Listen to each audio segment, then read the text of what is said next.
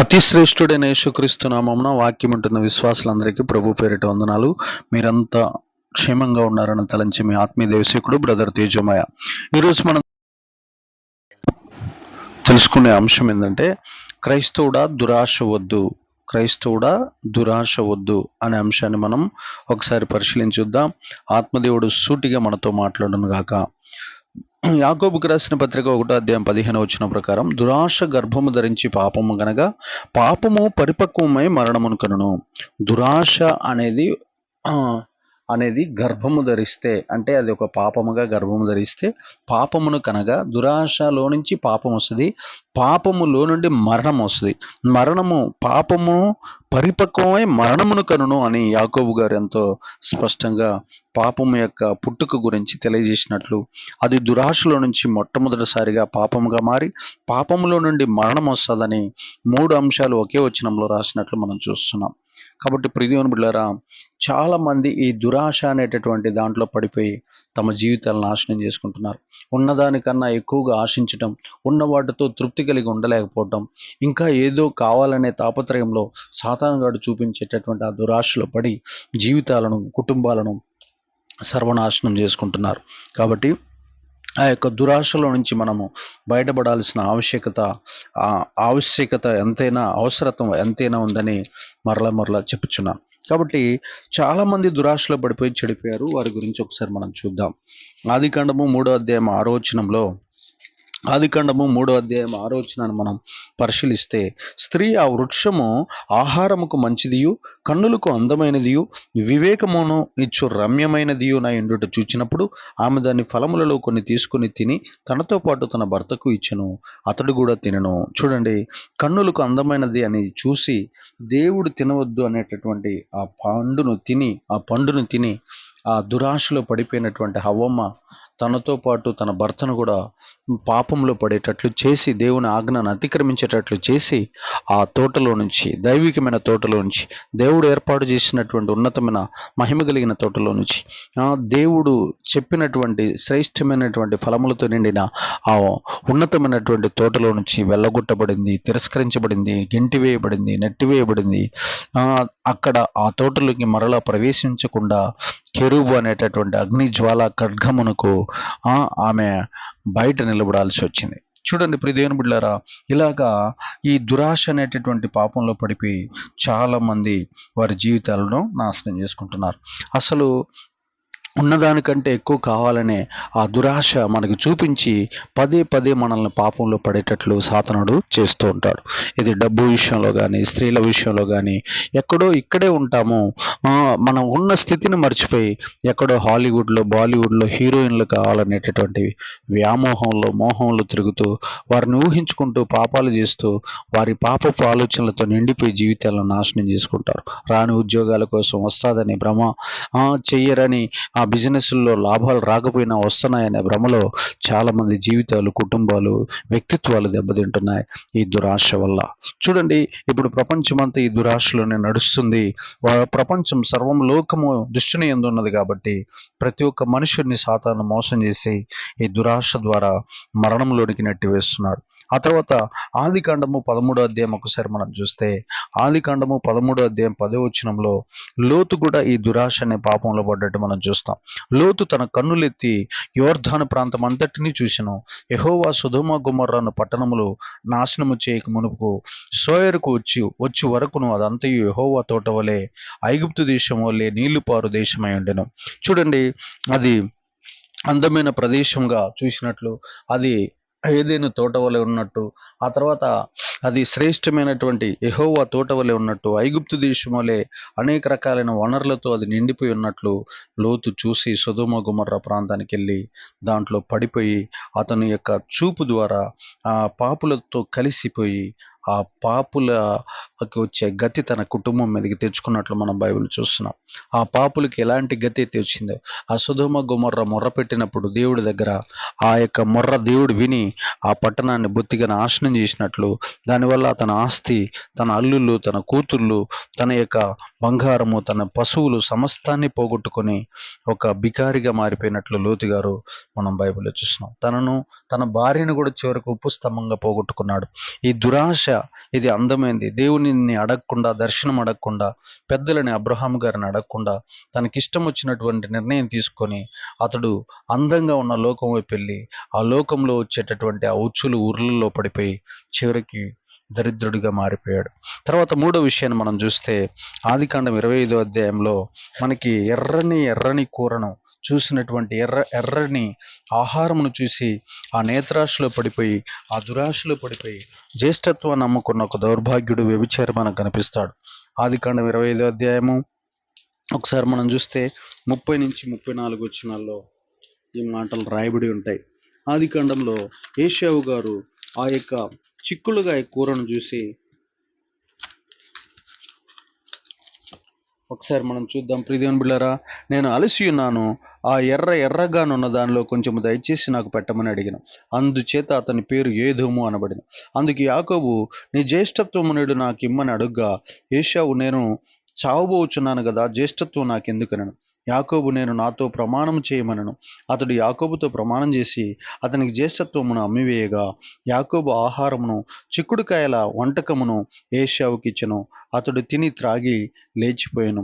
అట్లు ఏశావు తన జ్యేష్ఠత్వమును తృణీకరించెను. జ్యేష్ఠత్వాన్ని పోగొట్టుకున్నాడు. ఆహారం కోసం జ్యేష్ఠత్వాన్ని అమ్ముకున్న దౌర్భాగ్యుడిగా ఆ యొక్క ఎర్రగా కనబడుతున్న చిక్కుడుగాయల కూరకి బానిసైపోయినట్లు, శరీరానికి తిండికి అతను బానిసగా మారిపోయినట్లు మనం చూస్తున్నాం.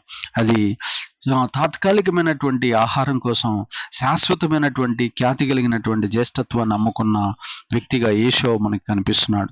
ఇప్పుడు కూడా చాలా మంది శాశ్వతమైనటువంటి ఏవియో తాత్కాలికమైన ఏంటియో తెలుసుకోకుండా ఈ దురాశలో పడిపోయి వారి యొక్క జ్యేష్ఠత్వాలను, వారికి ఉన్న హక్కులను, వారికి ఉన్న హోదాలను పోగొట్టుకుని అమ్ముకొని జీవితాలను నాశనం చేసుకునే వారు చాలా మంది లోకంలో ఉన్నారు. మనం అలా ఉండకుండా ఉండేదేమో గాక. యెహోషువ గ్రంథము 7వ అధ్యాయం 21వ వచనంలో, యెహోషువ గ్రంథం 7వ అధ్యాయం 21వ వచనంలో, వెండి బంగారాన్ని చూసి ఆశపడిన ఆకాను మరణాన్ని సంపాదించుకున్నాడు. యెహోషువ గ్రంథము 7వ అధ్యాయము 21వ వచనాన్ని ఒకసారి చూస్తే అక్కడ రాయమన్నటువంటి మాటను మనం పరిశీలిద్దాం.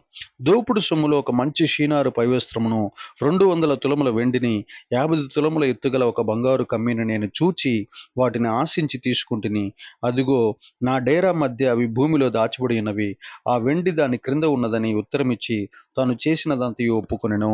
చూడండి, వెండి బంగారాన్ని చూసి ఆశపడి, దురాశపడి తనతో పాటు తన కుటుంబానికి, తన జాతికి, తన గోత్రం వారందరికీ మీదకి మరణాన్ని తీసుకొని వచ్చినటువంటి మూర్ఖుడిగా మనకి ఇక్కడ ఆకాను కనిపిస్తున్నాడు.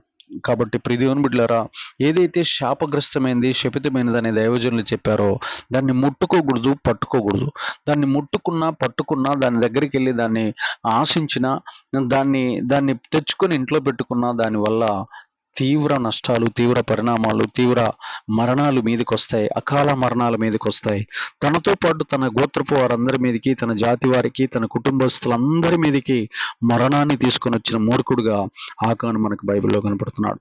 ఆ తర్వాత చూడండి ప్రియదేవుని పిల్లరా, మొదటి రాజుల గ్రంథము 11వ అధ్యాయం కనుక మనం చూస్తే సొలొమోను కనిపిస్తాడు అక్కడ. సొలొమోను గారు కూడా మొదటి రాజుల గ్రంథం 11వ అధ్యాయము, ఏదైతే రాజులు స్త్రీలతో అధిక సమయం గడపకూడదని మోషే గారు తన గ్రంథంలో రాయించాడో అదే తప్పు సొలొమోను ఇక్కడ చేస్తున్నాడు. మోయాబీయులను, ఏదోమీయులను, అమ్మోనీయులను, సీదోనీయులను, హిత్తీయులను జనులు మీ హృదయములను తమ దేవతల తట్టు త్రిప్పుదురు గనక వారితో సహవాసము చేయకూడదనియు వారిని మీతో సహవాసము చెయ్యనీయకూడదనియు యెహోవా ఇశ్రాయేలీయులకి సెలవిచ్చి ఉన్నాడు. అయితే రాజైన సొలొమోను ఫరో కుమార్తెను గాక ఆ జనులలో ఇంకా అనేక మంది పరస్త్రీలను మోహించి కామాతురత గలవాడై వారిని ఉంచుకొనుచూ వచ్చెను. అతనికి 700 మంది రాజకుమార్తెలైన భార్యలను, 300 మంది ఉపపత్నులను కలిగి ఉండరి. అతని భార్యలు అతని హృదయమును త్రిప్పివేసిరి.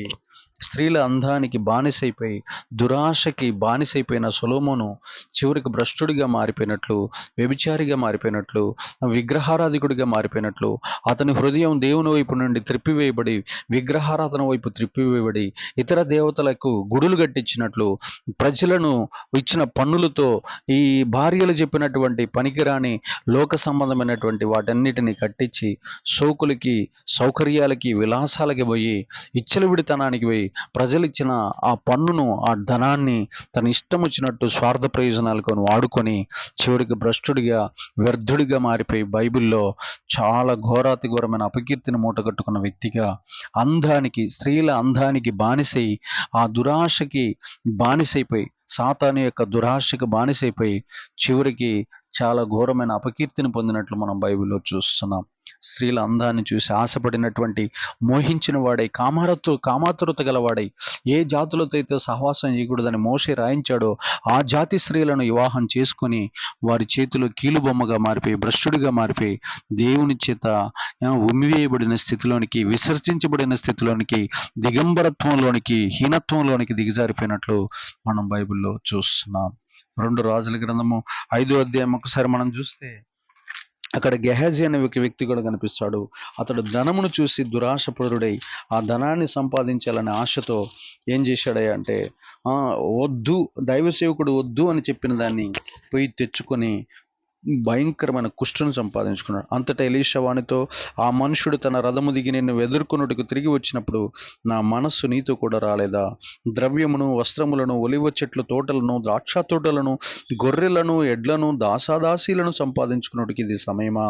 కాబట్టి నయమానుకు కలిగిన కుష్ఠు నీకును నీ సంతతికిని సర్వకాలము అంటియుండునని చెప్పగా వాడు మంచు వలె తెల్లనైన కుష్ఠు కలిగి ఎలీషా ఎదుటి నుండి బయటికి వెళ్ళాను. చూడండి, కుష్ఠరోగం వచ్చింది. ధనమును చూసి దురాశతో అధికంగా సంపాదించాలి, దైవజనుడికి తెలియకుండా సంపాదించాలి, ఎలా అయినా సంపాదించాలి, ఇది ఆయన వద్దన్నాడు కదా, నేను తీసుకొని మా ఇంట్లో పెట్టుకుంటే మా ఇంట్లో వాళ్ళంతా బాగుపడతారు కదా అనేటటువంటి దురాశతో గెహాజీ నయమానుకున్న కుష్ఠును వంశపారపారంగా సర్వకాలము తనతో పాటు తన సంతతి వారందరికీ ఉచితంగా ఆ యొక్క ఘోరాతి ఘోరమైన పాపంలో పాలిభాగస్తుడయ్యేటటువంటి క్రియ చేశాడు. చివరికి భ్రష్టుడిగా మారిపోయాడు, చరిత్రలో కొట్టివేయబడ్డాడు. ఎలీషా తర్వాత, ఎలీషా కంటే ఇంకా ఎలీషా 16 అద్భుతాలు చేస్తే గెహాజీ 32 అద్భుతాలు చేయాల్సిన వాడు చరిత్రలో కనుమరుగైపోయాడు. ఆ దురాశ అతన్ని దౌర్భాగ్యుడిగా మార్చివేసింది. ఆ దురాశ అతన్ని అభిషేకం కోల్పోయేటట్టు చేసింది. ఆ దురాశ అతన్ని హీనాతిహీనుని చరిత్రలో లేకుండా హీనుడిగా చరిత్రలో ముద్రించబడేటట్లు చేసింది. సాతానుగాడు ఏ కలలైతే కన్నాడో ఆ కలలన్నిటికీ వీళ్ళంతా వారసులయ్యేటట్లు వీరు వానికి అధికమైన ప్రాధాన్యత ఇచ్చినట్లు మనం చూస్తున్నాం. సాతాను మన మీద కలలు కంటున్నాడు. ఆ కలలన్నీ వాడు నెరవేర్చుకోవటానికి మనం అవకాశం ఇవ్వకుండా ఉండేదముగాక. న్యాయాధిపతుల గ్రంథం 16వ అధ్యాయంలో సంసోను కూడా వ్యభిచారిని చూసి ఆశించి, న్యాయాధిపతుల గ్రంథం ఒకసారి మనం చూస్తే 16వ అధ్యాయము 1వ వచనంలో ఆయన ఆ స్త్రీలను చూసి మానలేని వ్యభిచార కన్నులు గలవాడై ఆశించి వ్యభిచారంలో పడిపోయి అభిషేకాన్ని కోల్పోయాడు. తర్వాత సంసోను గాజాకు వెళ్ళి వేశ్యనొకతను చూచి ఆమె యొద్ద చేరెను. ఆ మందానికి బానిసైపోయాడు. తర్వాత మరణాన్ని సంపాదించుకున్నాడు, అభిషేకాన్ని పోగొట్టుకున్నాడు, బలాన్ని పోగొట్టుకున్నాడు, ఆత్మను పోగొట్టుకున్నాడు, దేవుడు తనకిచ్చినటువంటి ఆధిక్యతను, పదవును పోగొట్టుకున్నాడు, న్యాయాధిపతి అనే బిరుదును పోగొట్టుకున్నాడు. సమస్తాన్ని దురాశ వలన పాపంలో పడి దేవుని సహవాసం పోయి అధికారం పోగొట్టుకొని రోగానికి కారణమై చివరికి మరణాన్ని, నిత్య మరణాన్ని, అంటే ఆ నరకాన్ని కూడా సంపాదించుకున్నారు చాలామంది పరిశుద్ధులు. అలాగా వాళ్ళు ఒకప్పుడు మండినటువంటి వారే ఈ దురాశ అనేది వారిని పడగొట్టి, వారిని ఓడించి, సాతాను చేతిలో కీలుబొమ్మలుగా చేసి, దేవునికి దూరం అయ్యేటట్లు చేసి, మరణించేటట్లు చేసి, ఆ మరణంలో నుండి నరకంలో పడేటట్లు చేసింది.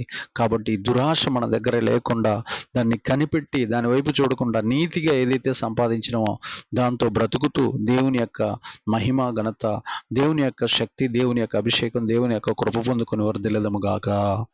ఆమేన్.